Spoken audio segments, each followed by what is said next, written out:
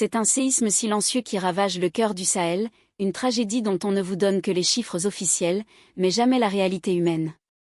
Imaginez un pays où, en l'espace de 2 ans, le nombre de soldats tombés au front a été multiplié par 25. Un pays où les promesses de sauvegarde de la patrie se sont transformées en un décompte macabre de bataillons décimés. Le 26 juillet 2023, le général Abdourahmane Tiani s'emparait du pouvoir à Niamey, justifiant son coup d'État par une prétendue dégradation de la sécurité. Mais aujourd'hui, en 2026, les rapports de terrain crient une vérité bien différente. Sommes-nous face à une libération souveraine ou à un naufrage sécuritaire sans précédent ? Entre trahison digne des tragédies antiques, paranoïa d'État et économie en faillite, World Focus Actu a plongé dans les dossiers noirs du régime nigérien. Ce que vous allez entendre n'est pas la propagande des réseaux sociaux, mais la réalité brutale d'un pays à la dérive.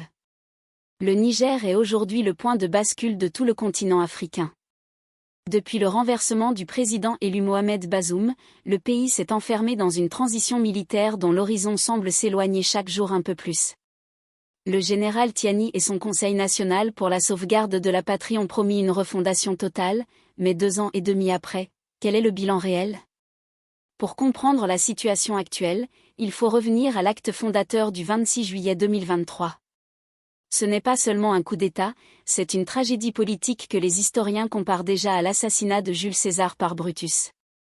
Le général Tiani était l'homme de l'ombre, l'homme de confiance ultime du président Bazoum, celui qui devait protéger l'institution au péril de sa vie, mais il a choisi de la briser pour des intérêts personnels.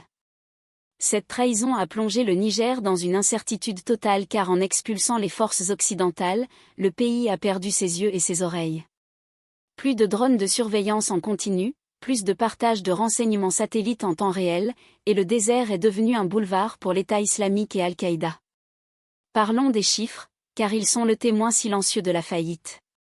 Sous le président Bazoum, on comptait environ 59 militaires tués en 2 ans, un chiffre tragique mais qui indiquait que l'armée tenait ses positions.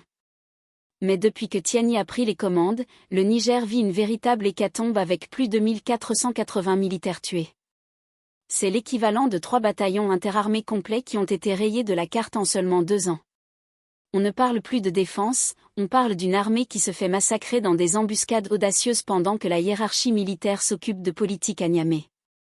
Si vous regardez la carte de la région de Tillabéri, vous voyez le visage du désastre humanitaire avec plus de 1000 civils assassinés et 1000 écoles fermées.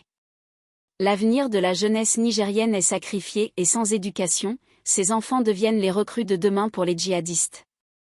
Est-ce que la souveraineté vaut le sacrifice de milliers de vies humaines ? Posez-vous la question. Le discours officiel nous avait promis que le pétrole changerait tout, mais le Niger est en situation de quasi-faillite, classé par l'agence Moody's dans l'antichambre du défaut de paiement. La junte gère le pays au jour le jour, empruntant à des taux suicidaires de 10% pour rembourser les dettes de la veille, tout en créant un fonds de solidarité qui n'est qu'un racket déguisé sur les citoyens. Les investisseurs sérieux fuient, laissant la place à des opérateurs douteux attirés par le pillage des ressources minières.